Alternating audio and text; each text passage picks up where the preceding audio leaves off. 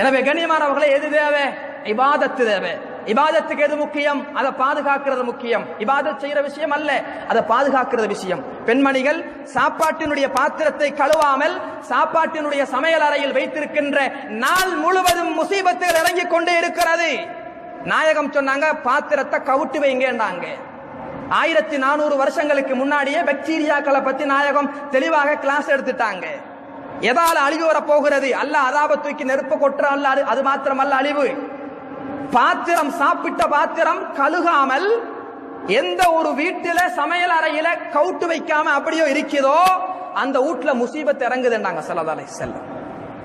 இமாம்கள் சொல்லுகிறார்கள், எந்த வீட்டுல காய போட்ட உடுப்ப காஞ்ச உடனே எடுத்து வீட்டுக்குள்ள மடிச்சு வைக்காமல் அலட்சியமாக எந்த பெண்மணிகள் இருக்கிறார்களோ அதனால தரித்திரியத்தை கொண்டு அல்லாஹ் சோதிக்கிறான்.